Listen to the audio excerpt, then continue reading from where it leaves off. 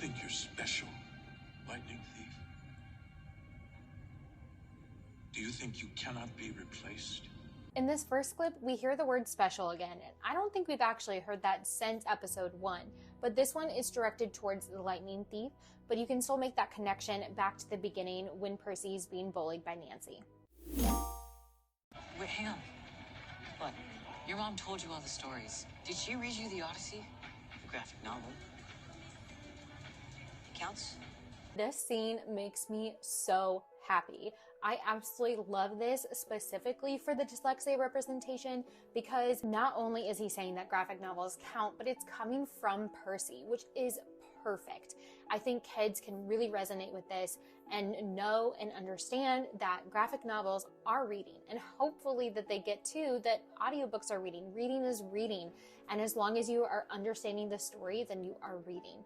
And I think that's something that I hope kids can take away from this episode in particular, and I absolutely love to see it. The first time I watched this, I was literally like jumping for joy because it was another dyslexic representation that was immediately noticed and something that you don't really have to think about.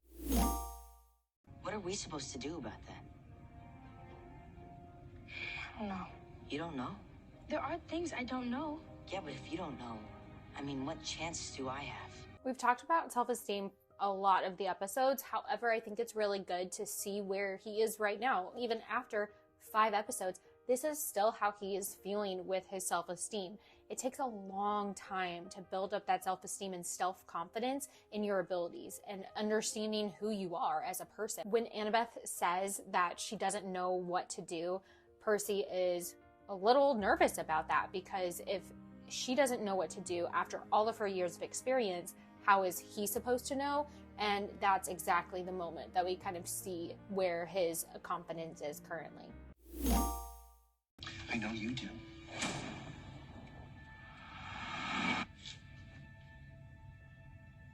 Here we see Hermes use his powers to remind Percy of a specific memory. We'll talk more about the yellow sweater memory in the next episode, and I'm excited to get into that. However, we can see Percy's reaction to this, and it's not a good reaction. He does not like remembering that memory, and it's something that when you are in a very high emotional state, whether it's anger, sadness, joy, excitement, no matter what it is, those memories are the ones that stick with you the longest. She's right to be angry. It isn't fair. None of it is. Thanks. That's super helpful. There are so many people who can relate to it isn't fair for a number of reasons. When talking specifically about dyslexia, one thing that comes to mind immediately is homework. When you think about your average classmate, they may have finished homework in 15 minutes, but it may have taken you an hour to complete that homework. And most of the time, it's invisible. A lot of people don't understand how long and how much effort and energy it can take to just complete a simple homework assignment.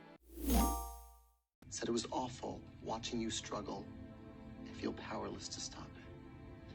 But that sometimes that's what parenting is. I guess we're all just doing the best we can. This scene is really easy to relate to as a parent, I think, because it's not only when your child is a kid, but also even in adulthood. Most parents don't want to see their child struggle ever. And so I think it's really important that this was included. But if you think about it as a teacher perspective, it's also the same thing of you hate to watch kids struggle, but it is important for them to grow. And so there's that difference and that really fine balance between pushing a student to be able to grow and learn and understand, but also making sure that they don't end up hating that subject or hating that topic or whatever you're trying to do if you push too far. But like Hermes said at the end, I guess everybody's just doing the best they can, and that's the truth. Most people are just doing the absolute best they can for anybody. I'm going to split these into 2 different clips. I was so close. I hate it when someone does that to me.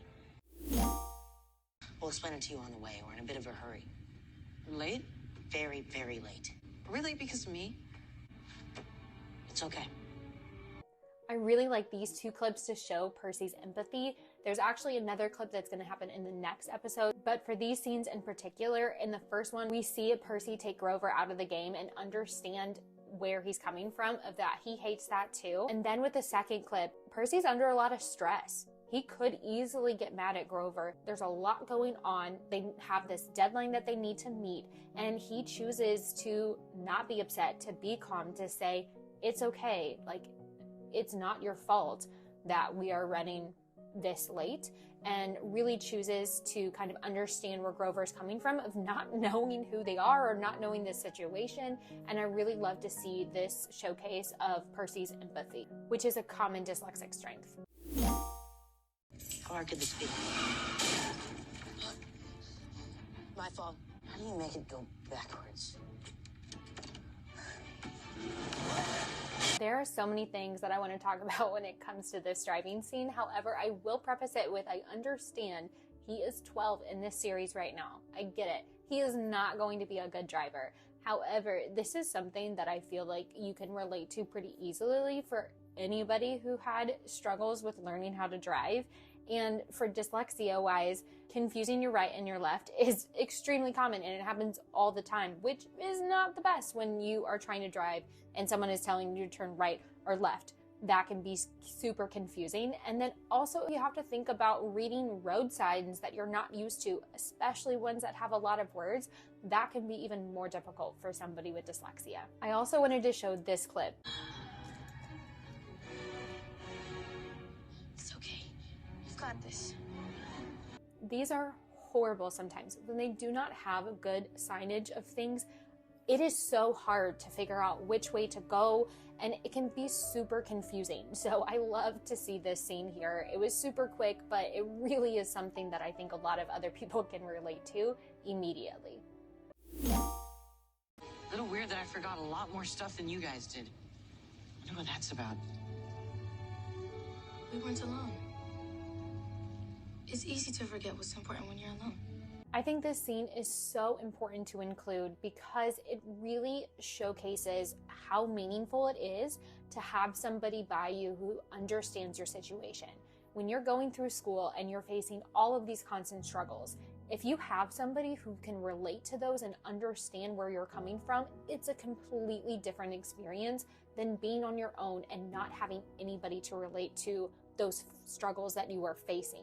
One of my closest friends has dyscalculia, and her abilities with math is something that I can actually help with, and my ability with reading is something that she helps me with. It's something that I'm so grateful to have her in my life, because immediately she can understand those challenges that I'm facing, regardless of them being the exact same or a little bit different.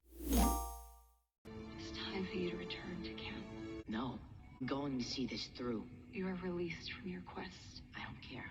This is too important. I have to keep going. Here we see Percy refuse to give up and persevere through completing this entire quest, even though it is past the deadline. I know we've talked a lot about perseverance in other episodes as well. However, I think it is so important that it shows up again and again and again, because this is a dyslexic strength. When you are hitting the wall with challenge after challenge after challenge, you have to break those walls down. And so I know that there's so many people who can relate to this, whether they're dyslexic or not.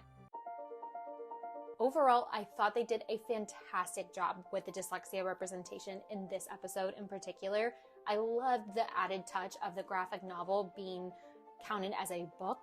I think that was so well done, and I'm so happy that they included it. I think it's such an important moment. I recently read the graphic novels for Sea of Monsters, and then I listened to the audiobook, and I'm going back through the graphic novel one more time as I'm preparing to make the season 2 hopes for the representation of that. There are a couple pieces within this episode that connect really well to episode 7, and I'm excited to get into more details on the next Dyslexic Breakdown.